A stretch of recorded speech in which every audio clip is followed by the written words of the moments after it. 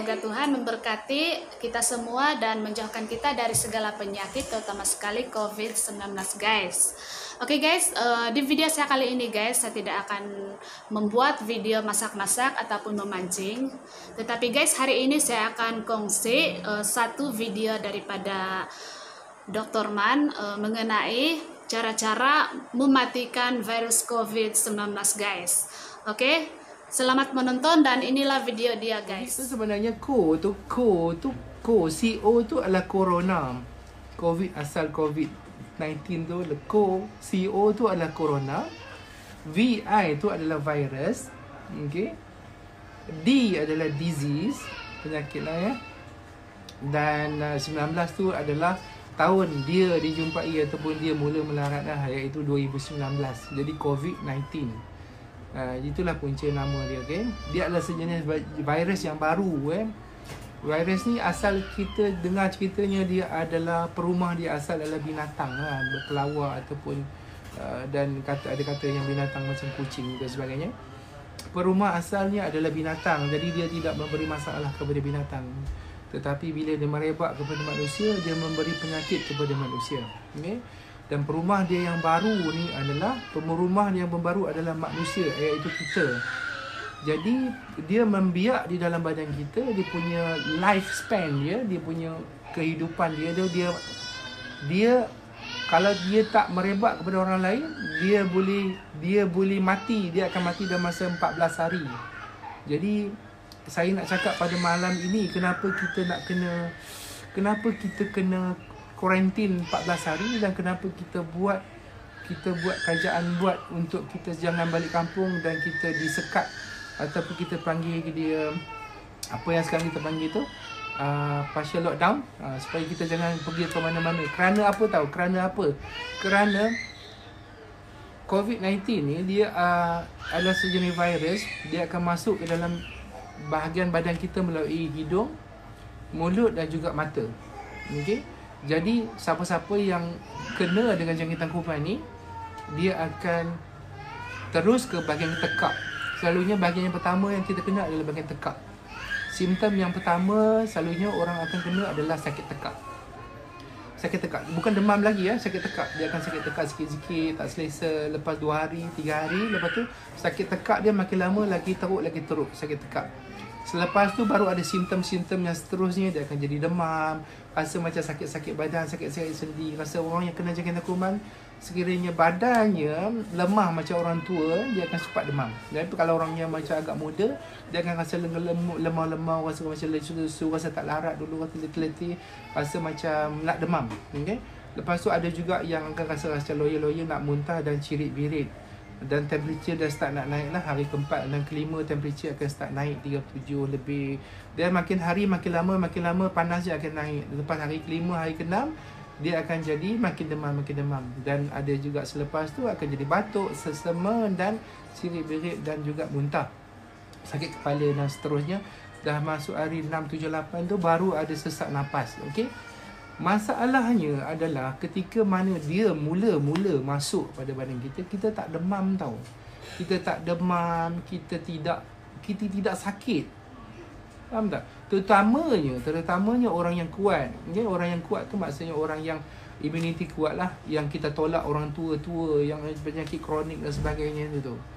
Dan bila kita kekuat, kuasa kita melawan tu dia ambil masa kita nak sakit. Jadi pada ketika awal 3 hari, 5 hari, 6 hari yang permulaan itu, masa itulah kita nak pas kat orang. Masa itu dia dekat tekak kita tu, kita sakit tekak, kita akan terbatuk, kan?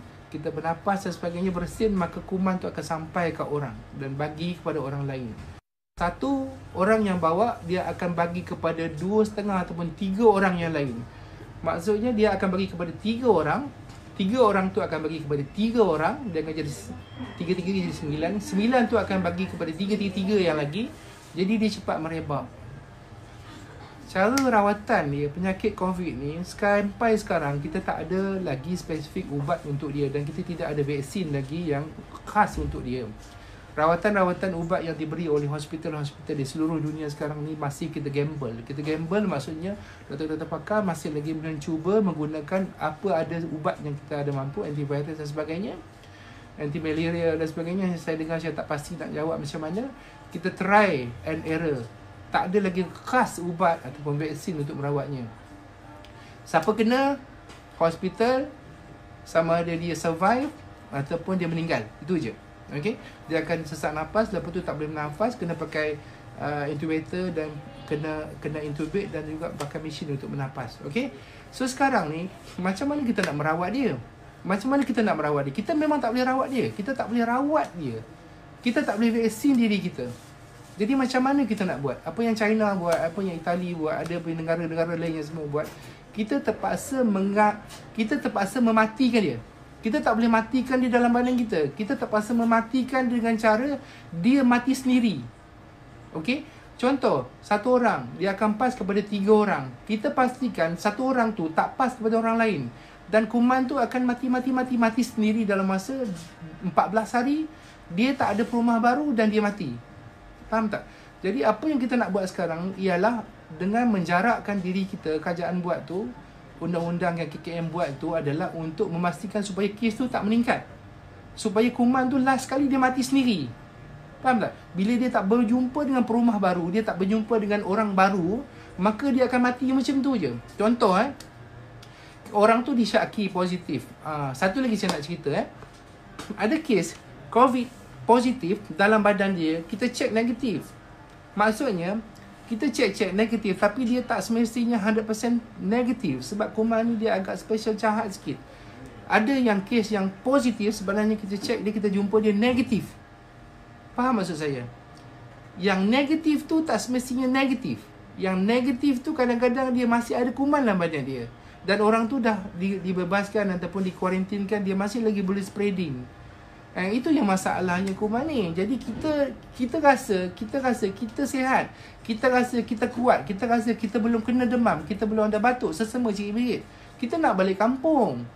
Bila kita balik kampung, kita pergi balai polis beramai-ramai nak ambil surat.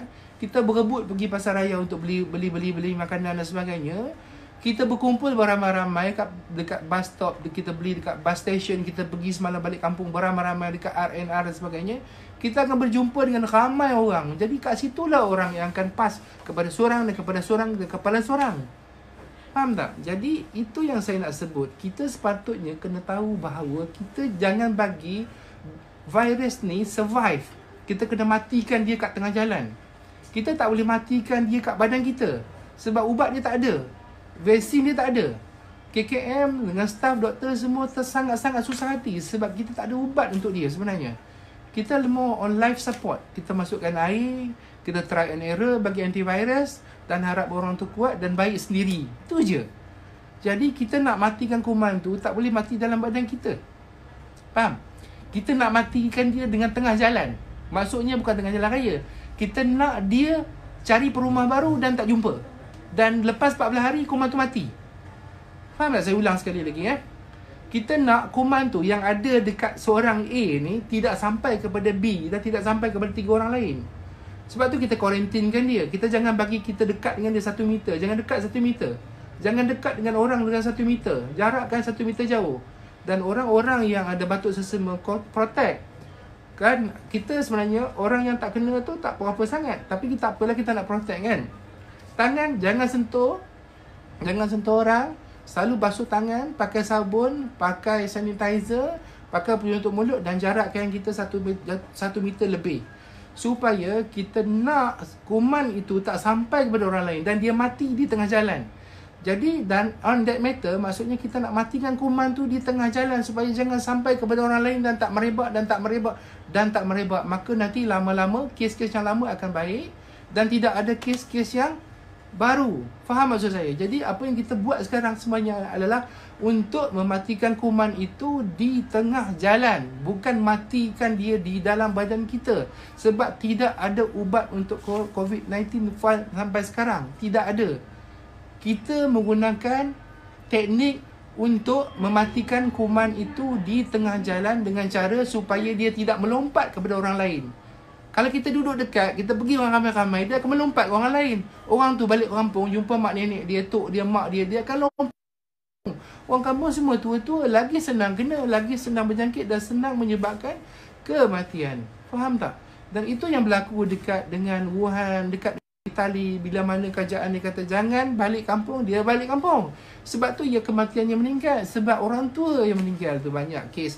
Orang daripada bandar bawa ke kampung. Faham tak? Jadi apa yang kerajaan KM buat sekarang adalah untuk supaya kita jangan paskan dia kepada orang lain. Supaya kuman tu mati di tengah jalan. Kita kena bersama-sama matikan dia di tengah-tengah jalan. Kita tak mampu matikan dia di dalam badan kita. Tak mampu matikan dia. Faham? So, kalau setakat kita nak basuh tangan kita, kita menghalang dia masuk badan kita, tapi dia masih ada lagi juta-juta, million lagi di dalam badan kita yang orang tu boleh bawa. Faham? Okey, sebab dia masuk dalam badan kita, dia multiplekan badan kita, dia beranak sendiri. Dia tak perlukan berjantan betina virus ni. Dia tak perlu. Dia masuk dalam badan kita, dia gunakan sel badan kita, dia multiply sendiri. Okey, so kalau saya kita semua faham bahawa teknik sekarang yang kita gunakan adalah untuk mematikan kuman itu. Bersama-sama kita matikan dia supaya dia mati di tengah jalan dan tidak ada lagi perumah baru. 14 hari dia mati. InsyaAllah 14 hari dia mati. Okay, sebab tu kita kuarantin kat rumah 14 hari. Supaya dia tak ada perumah baru. Kalau tak ada perumah baru, dia akan melompat orang baru. Dan dia akan merebak kepada orang baru. Dia akan jadi lebih banyak dan lebih banyak dan lebih banyak. Okay, so kalau mana yang ada sekarang, kita kuarantinkan dia, orang lain selamat insyaAllah. Dan kuman tu lama-lama dia mati. Dia duduk dalam badan kita pun lama-lama 14 hari dia akan mati. Faham? Faham? Jadi kita support lah. Kita support kerajaan. Kesian kat doktor-doktor. Faham? Saya pun sedih kak. Saya pun kena kerja. Faham? So saya pun kena kerja juga. Saya pun kena tengok orang sakit juga. Kalau diikutkan saya pun malas juga. Takut juga. Sebab saya nak balik rumah tengok anak-anak semua kan. Bini-bini kita. Dan saya juga kemungkinan dapat dijangkiti. Dan juga saya boleh pas kepada pesakit-pesakit yang lain. Jadi buat masa sekarang, saya harap kita sama-sama berdoa. Dan kita kena sama-sama support. Janganlah saya tengok malam-malam buta duk lagi pergi main-main, jalan-jalan, main motor kan.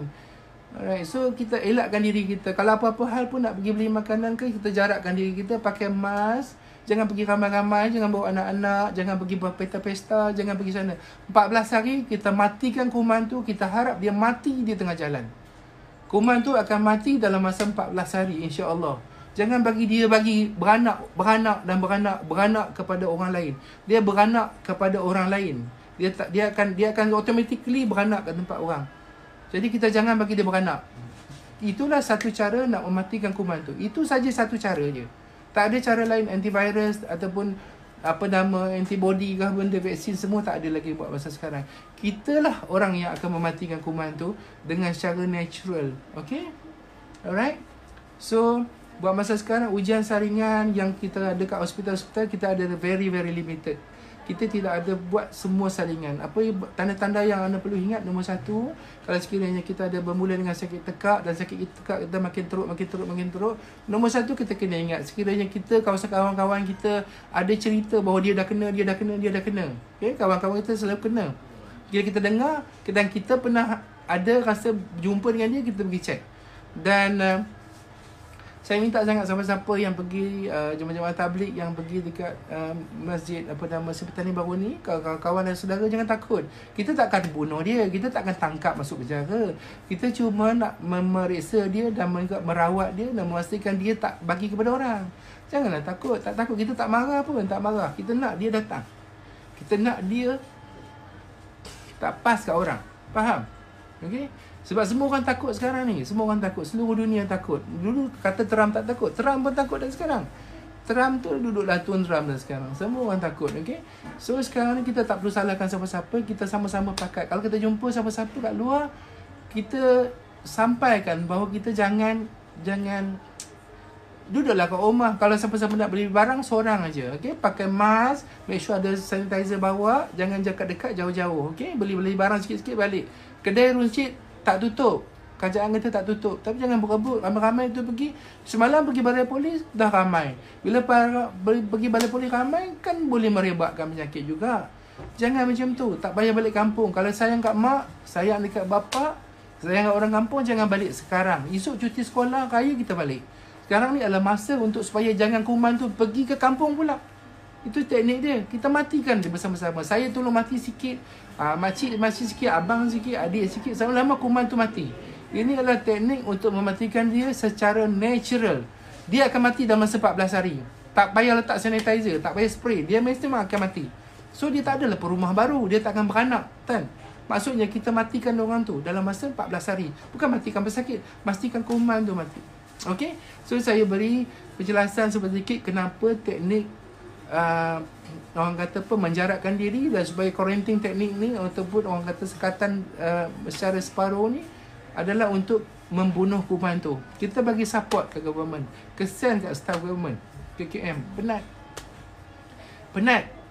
So tolong bagi kerjasama, okey. Tolong sampaikan, okey. Saya rasa itu saja untuk hari ini. Nah, begitulah tadi penjelasan dari Dr. Man mengenai cara mematikan virus COVID-19, guys. Oke guys, sampai di sini saja video saya untuk hari ini. Jangan lupa guys, like, comment, share, dan juga subscribe. Dan terima kasih karena sudah menonton guys. Oke, jumpa lagi di next video guys.